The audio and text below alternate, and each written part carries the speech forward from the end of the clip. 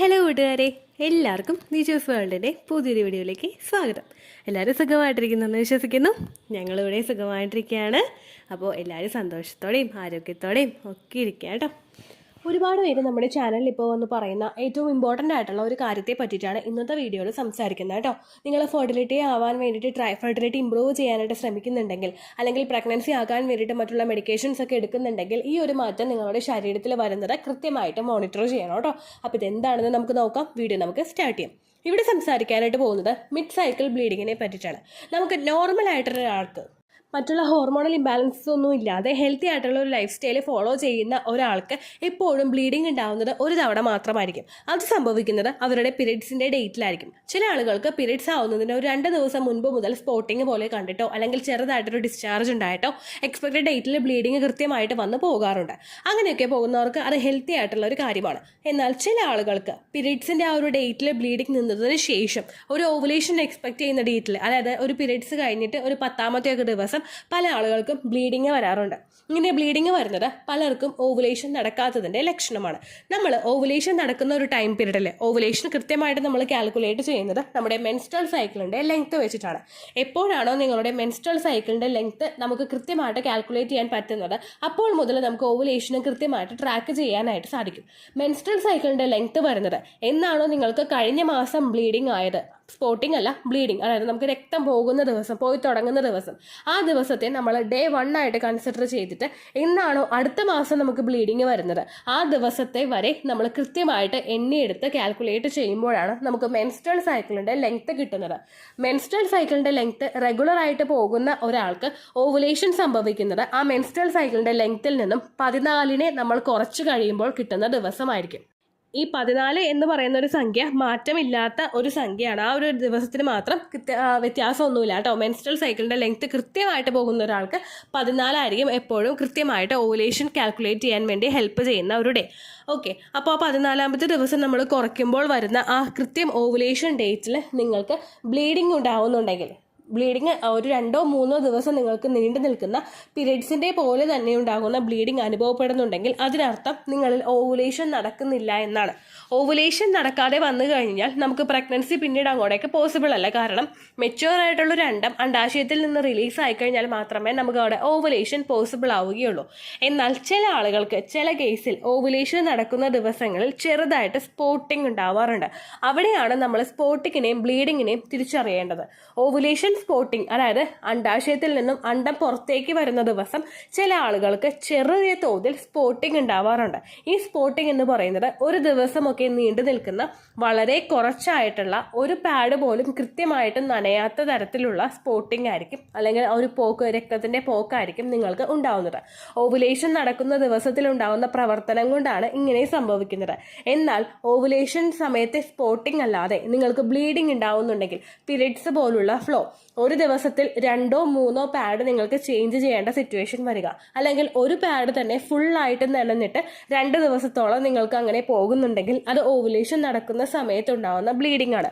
ഈ ബ്ലീഡിംഗ് നിങ്ങൾക്ക് ഉണ്ടാവുന്നത് ഹോർമോണുകൾ പ്രവർത്തനം കൃത്യമായിട്ട് നടക്കാത്തത് കൊണ്ടും അണ്ടം കൃത്യമായിട്ട് പുറത്തേക്ക് പോരാത്തത് കൊണ്ടുമാണ്. എന്തുകൊണ്ടൊക്കെ കാരണങ്ങൾ കൊണ്ടാണ് ഓവുലേഷൻ ബ്ലീഡിങ്ങിൻ്റെ ആ ഒരു കൃത്യ ദിവസങ്ങളിൽ തന്നെ നിങ്ങൾക്ക് മിഡ് സൈക്കിൾ ബ്ലീഡിംഗ് ഉണ്ടാകുന്നതെന്ന് നമുക്ക് നോക്കാം.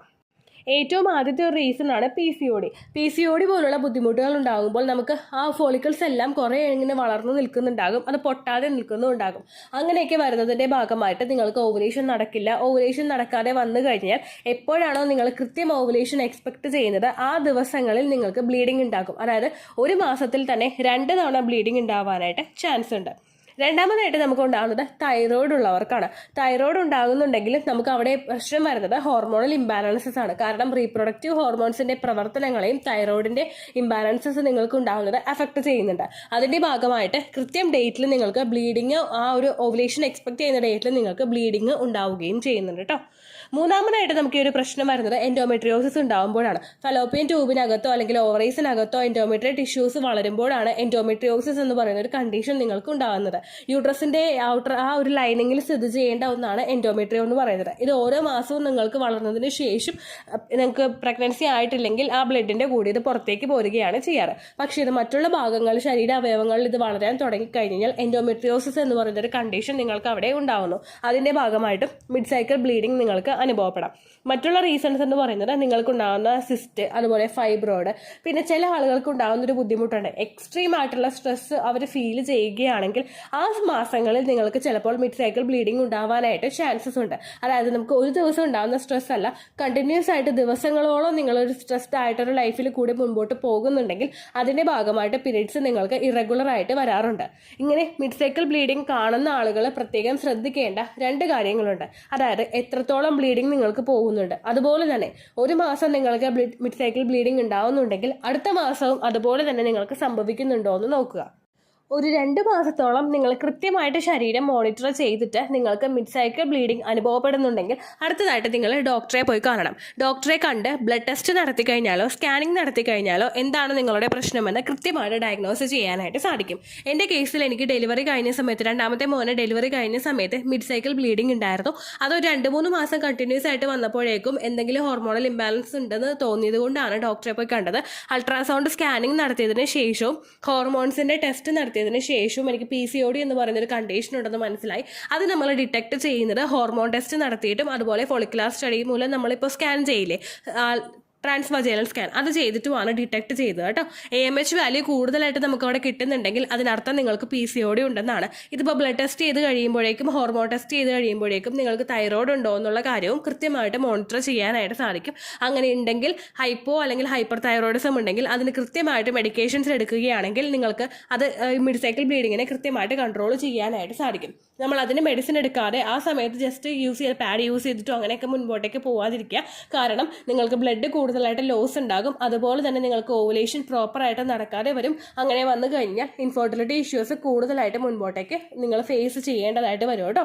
ഇത്രയും കാര്യങ്ങൾ നിങ്ങൾ ശ്രദ്ധിക്കുക. ഓവുലേഷൻ നടക്കുന്ന ദിവസം ചെറിയൊരു സ്പോട്ടിംഗ് ആണ് നിങ്ങൾക്ക് വരുന്നതെങ്കിൽ അതിനെ ഓവുലേഷൻ നടക്കുന്നതിന്റെ സ്പോട്ടിംഗ് ആയിട്ട് മാത്രം നിങ്ങൾ കൺസിഡർ ചെയ്യുക. ഓവുലേഷൻ സ്പോട്ടിംഗ് ഉണ്ടെങ്കിൽ നിങ്ങൾ ഡോക്ടറെ പോയി കാണേണ്ട ആവശ്യമില്ല കേട്ടോ.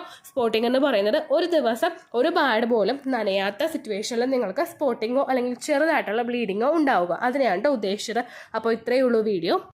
യൂസ്ഫുൾ ആയി കാണുമെന്ന് വിശ്വസിക്കുന്നു. യൂസ്ഫുൾ ആവുന്നുണ്ടെങ്കിൽ ലൈക്ക് ചെയ്യുക, ഫ്രണ്ട്സിനൊക്കെ ഷെയർ ചെയ്ത് കൊടുക്കുക കേട്ടോ. എന്തെങ്കിലും സംശയം ഉണ്ടെങ്കിൽ കമൻസിൽ ചോദിക്കുക. പണ്ടത്തെ വീഡിയോയ്ക്ക് കമൻസ് ഇടുന്നവർക്കും ഇതുവരെ വീഡിയോസിന് റിപ്ലൈ കിട്ടാത്തവർക്കും ഈ വീഡിയോയുടെ താഴെ നിങ്ങൾക്ക് ആ കമൻറ്റ് ഒന്ന് കോപ്പി പേസ്റ്റ് ചെയ്യാവുന്നതാണ് കേട്ടോ. കുറച്ച് ആരോഗ്യ പ്രശ്നങ്ങൾ ഉണ്ടായിക്കൊണ്ടിരിക്കുന്നുണ്ട് ഈ സമയത്തും ഉണ്ട് കേട്ടോ. അതുകൊണ്ടാണ് എനിക്ക് വീഡിയോസ് കൃത്യമായിട്ട് നോക്കാൻ പറ്റാത്തത്. ഒരുപാട് നേരം ഫോൺ നോക്കിയിരിക്കുമ്പോൾ ഇറിറ്റേഷനും ബുദ്ധിമുട്ടും ഉണ്ടാകുന്നു. അതുപോലെ തന്നെ വീട്ടിലുള്ള ആർക്കും വയ്യ.